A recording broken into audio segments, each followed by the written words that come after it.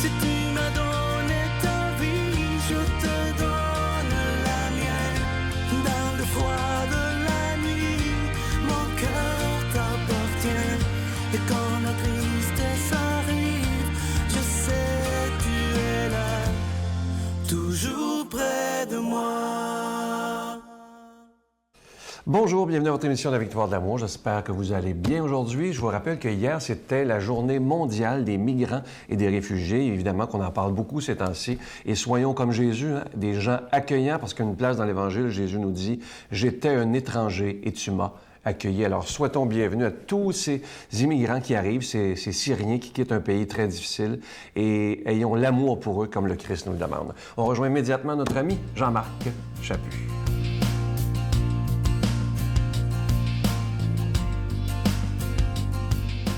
Salut! Hey, j'ai un ami à Saint-Élie-de-Caxton. Ben oui, justement, le village où est né Fred Pellerin, et où il vit d'ailleurs à l'heure actuelle.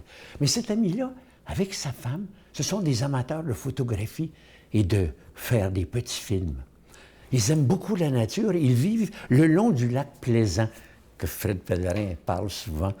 Et ce qui est extraordinaire, c'est qu'ils ont un champ, une trentaine d'arpents, dans lequel ils poussent une plante qui s'appelle l'asclépiade. C'est une plante sauvage. Quand j'étais petit, j'appelais ça des moineaux. C'est une espèce... Ça fait un fruit en long, puis c'est laiteux. La feuille est très laiteuse, très épaisse. Les papillons monarques font 6000 kilomètres pour venir nous voir, partir du Mexique puis venir ici. Puis ils aiment beaucoup l'asclépiade. Et dans son champ, il y en a des milliers.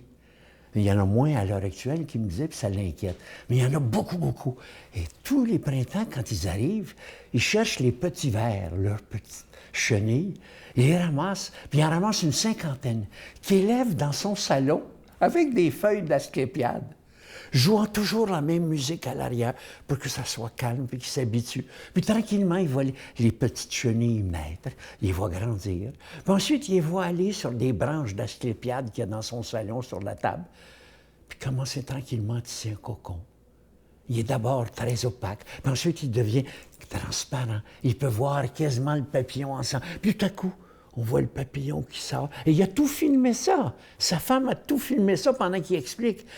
Et on voit le papillon qui sort, qui étend ses ailes, et là, qui prend des heures, les ailes étendues, pour sécher les ailes, parce qu'ils sont humides. Il y en a une cinquantaine, incroyable. Puis quand ils sont rendus, qu'ils volent dans le salon, ils se placent les mains de travers, comme ça, et tous les papillons viennent sur ses membres. Et là, il y en a, et là, il sort dehors, puis il lève les bras, puis ils partent tous. Ils partent à l'infini. Incroyable. Puis, il leur dit bonjour. La dernière fois, il leur a dit bonjour. 5h30, 6h, ils étaient tous revenus dans le moustiquaire. Ils avaient entendu la musique. La musique qu'ils avaient compris depuis leur naissance. Ils les ont fait entrer. Ils sont entrés dans le salon. Ils les ont fait manger avec de l'asclépiade. Puis ils sont partis. C'est une belle histoire. Puis pas une histoire, c'est vrai. La nature, c'est-tu extraordinaire? On peut recevoir la nature. Est-ce qu'on fait ça? Est-ce qu'on reçoit les gens avec comme la même façon? Est-ce qu'on s'émerveille des choses aussi belles? Et pourtant, c'est une prière de regarder des monarques qui ont fait 6000 kilomètres pour venir te voir. Les vois-tu? Au Jardin botanique, pour ceux qui sont à Montréal, il y en a des tonnes. Prier, c'est pas seulement d'être sur un prie-Dieu, c'est peut-être de reconnaître Dieu dans la nature. Notre Père qui es aux cieux, que ton nom soit sanctifié, que ton règne vienne, que ta volonté soit faite sur la terre comme au ciel. Donne-nous aujourd'hui notre pain de ce jour. Pardonne-nous nos offenses comme nous pardonnons à ceux qui nous ont offensés. Ne nous laisse pas entrer en tentation, mais délivre-nous du mal, car c'est à toi qu'appartient le règne, la puissance et la gloire pour les siècles des siècles. Amen.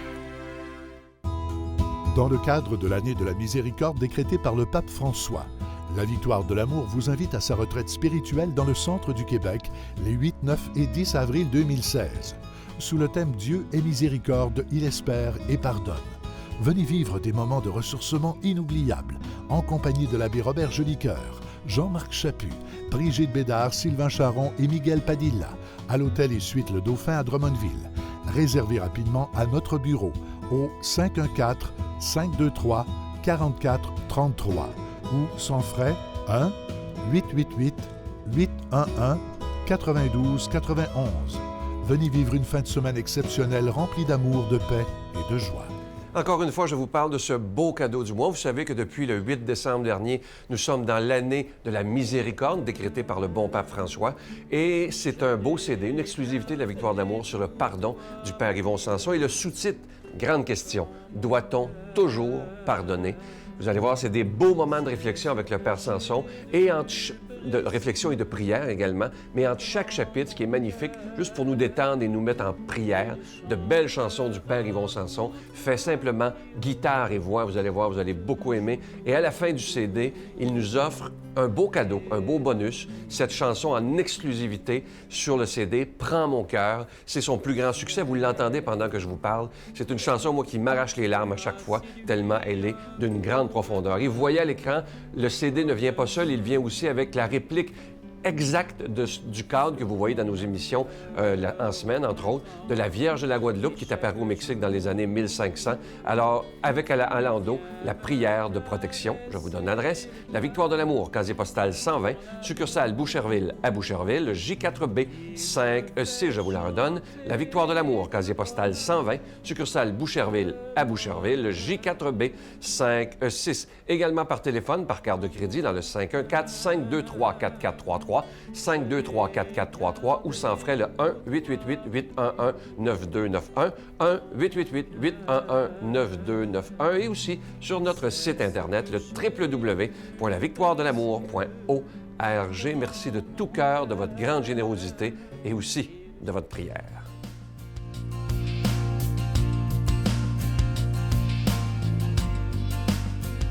Mon Dieu, donnez-moi la sérénité d'accepter les choses que je ne peux changer, le courage de changer les choses que je peux et la sagesse d'en connaître la différence. Amen. Aujourd'hui, la parole de Dieu est proclamée par quelqu'un qui est là depuis les tout débuts de la Victoire de l'amour, le Père Yvon Sanson.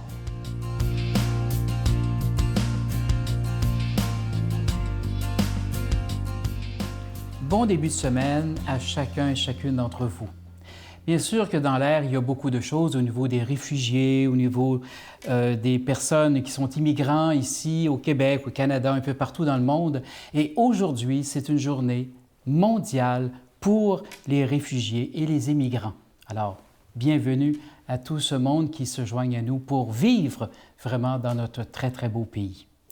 L'Évangile d'aujourd'hui nous est donné par saint Marc. Comme les disciples de Jean-Baptiste et les pharisiens jeûnaient, on vient demander à Jésus « Pourquoi tes disciples ne jeûnent-ils pas, comme les disciples de Jean et ceux des pharisiens ?» Jésus répond « Les invités de la noce pourraient-ils jeûner pendant que l'époux est avec eux? Tant qu'ils ont l'époux avec eux, ils ne peuvent pas jeûner. Mais viendra un temps où l'époux leur sera enlevé. Et alors, ce jour-là, ils jeûneront. Personne ne raccommode un vieux vêtement avec une pièce d'étoffe neuve. Autrement, la pièce neuve tire sur le vieux tissu et le déchire entièrement. Ou encore, personne ne met du vin nouveau dans de vieilles outres. Autrement, la fermentation ferait éclater les outres et on perd à la fois le vin nouveau et les outres. À vin nouveau, outre neuve. Les paroles d'Évangile qui nous disent énormément. Dans un moment où on essaie justement de retrouver la fraîcheur de l'Évangile avec notre pape François, et c'est un aide de fraîcheur, il essaie simplement de nous dire que l'Évangile est toujours nouveau. Et que pour prendre l'Évangile, justement, il faut avoir un cœur nouveau. On ne peut pas accueillir l'Évangile qui est comme du vin nouveau dans de vieilles outres, dans des façons de faire qui datent, dans des façons de faire qui sont vieillies, rassis, dépassés. L'Évangile restera toujours le même. Notre pape n'est pas en train de refaire l'Évangile. Il est simplement en train de nous redire qu'il faut changer nos attitudes, rajeunir nos attitudes, car l'Évangile est toujours nouveau. Donc, à vin nouveau, outre neuve. Quel est l'état de notre cœur ce matin? Est-ce que j'accueille la nouveauté avec facilité ou si je suis toujours en train de m'accrocher en disant « dans le bon vieux temps », Parfois, les personnes me disent ça dans le bon vieux temps et tout de suite après, ils nous disent « Oui, mais dans ce temps-là, on manquait de ci, on manquait de ça. » Et est-ce que c'était si merveilleux, le bon vieux temps? Chaque époque a ses joies, chaque époque a ses peines. Et il faut vivre simplement dans notre époque. Et aujourd'hui, avec notre pape, justement, on essaie de retrouver toute la fraîcheur de l'Évangile, toute la beauté, le dynamisme de cet Évangile. Nous sommes dans ce début d'année, on a comme un vent de fraîcheur qui nous est donné, et c'est justement à nous, maintenant, d'ouvrir notre cœur et d'accueillir cet Évangile. Bien sûr, dans l'Évangile, on nous parle de l'étranger. Être capable d'accueillir l'étranger. Des étrangers, nous en avons beaucoup chez nous. Quelle est l'ouverture de notre cœur? Bien sûr, il y a eu tous les événements difficiles où on commence à avoir peur des étrangers, peur de telle personne, peur de telle chose. Et on ferme notre cœur parce que nous avons peur. Et l'Évangile, pourtant, nous invite à ouvrir notre cœur. Bien sûr, on peut penser à toutes sortes de choses qui sont très, très loin de nous. Mais tout près de nous, dans notre propre maison, quand on change juste un meuble de place, et qu'est-ce qui se passe? Je ne me retrouve plus. On est vite désemparé quand il y a des choses qui sont nouvelles autour de nous.